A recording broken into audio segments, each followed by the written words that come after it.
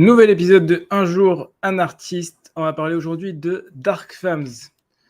Avant de commencer, n'oubliez pas le petit pouce bleu en bas de la vidéo. Vous pouvez cliquer sur le lien dans la description pour accéder à la newsletter nftmoney.metaverse.substack.com. C'est totalement gratuit, du très très lourd.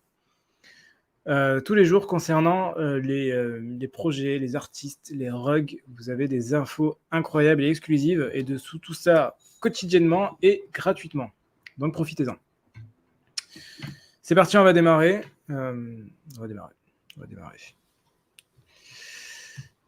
Alors, Dark Farms, qui est cette personne? Qu'est-ce qu'elle a fait? C'est parti. Alors, Dark Farms, on va commencer par le Twitter. 13 000 abonnés, c'est pas mal. C'est même conséquent. C'est même très bien.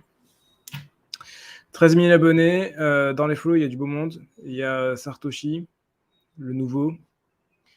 Il y a pas mal d'influenceurs. Il y a 9gag CEO, Fur, Acid Boy, Kosomo de Medici, donc tous les autres artistes, BBA, Bernardo, OSF. Et après, on voit les gens qu'on a vus juste d'avant. Cardinal, Bats, j'ai pas fait encore, Claire Silver, Sergito qui est parti de Size the Mib, Super Rare, Colterem, ça c'est influenceur, Mike Free, c'est artiste, Dimitri Cherniak, celui qui a fait Ringers, Andrew Farok, des influenceurs. Du beau monde, du très beau monde. Voilà. En fait, Jack Butcher, OX Techno. C'est dans ce moment-là, par exemple, voilà, ce que je fais là en ce moment, c'est j'ai une catégorie qui s'appelle Followers You Know. Pour voir la qualité des followers, il faut que je vois la qualité des followers qu'on a en commun.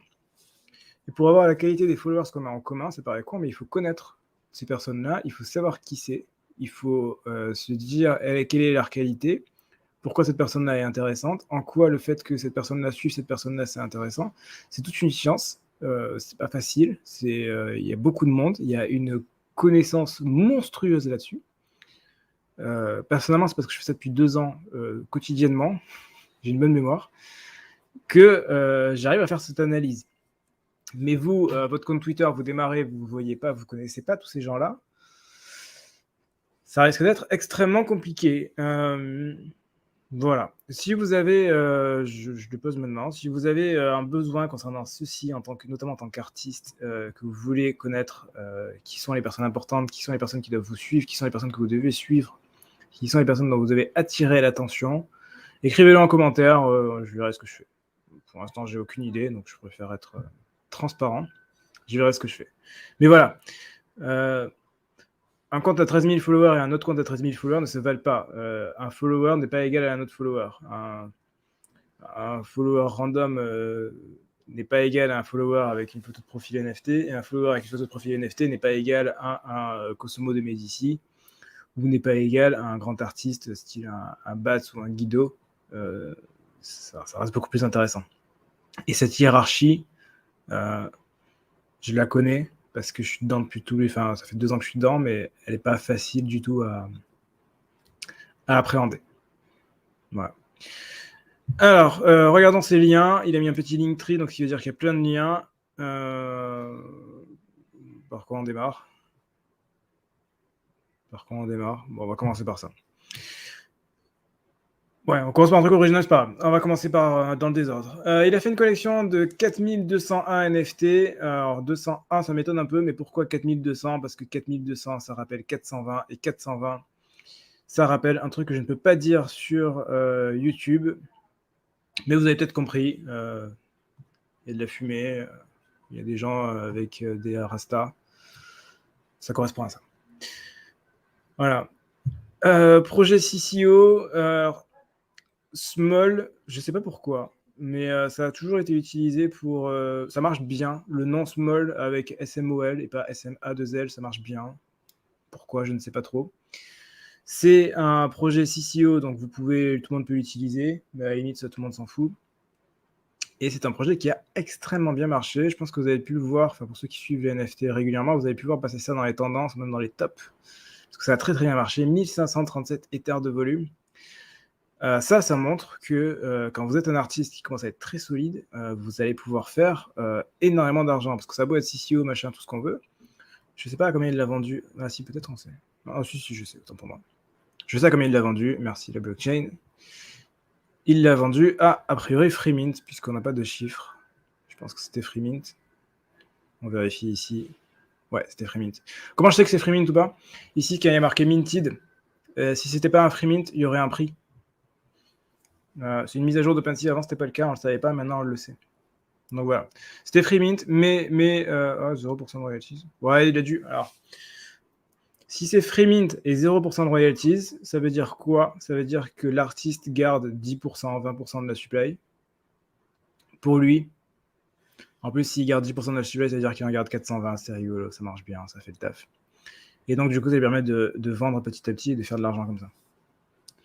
Imaginez-vous, 420 items, là, avec un floor à 0,125, ça veut dire 1,25, 12 fois 4, ça fait 50 Ethers. Ça fait 50 Ethers pour l'artiste.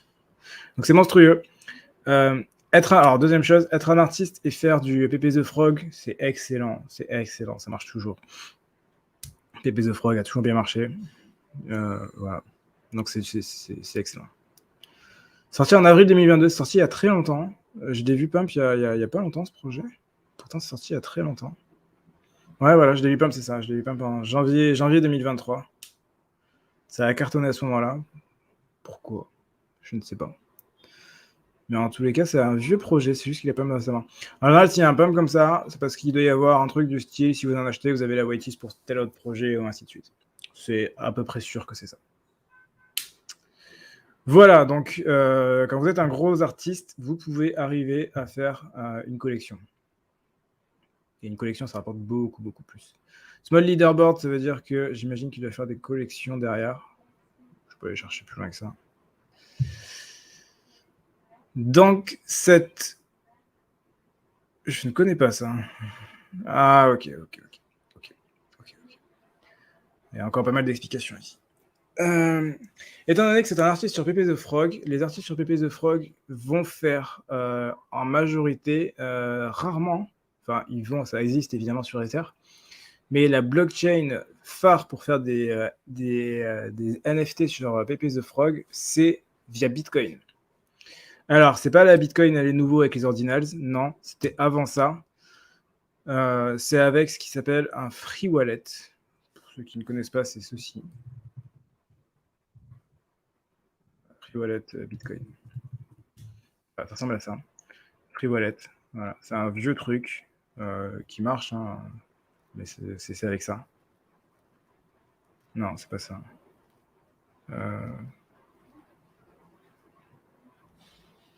Non, c'est pas ça. C'est sur un lien GitHub. C'est peut-être pas le nom, c'est pas le bon nom, c'est peut-être pas Free Wallet.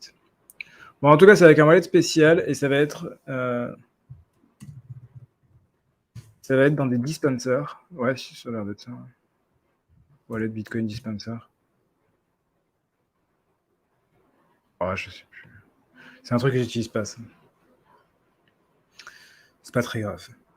Donc voilà, et ça s'échange sur des plateformes un peu obscures. C'est une galère, ça se fait pas facilement, mais c'est un marché sous-marché de niche et qui marche extrêmement bien. Quand vous voyez des prix comme ça à la 0,006 Bitcoin, ça paraît pas grand-chose.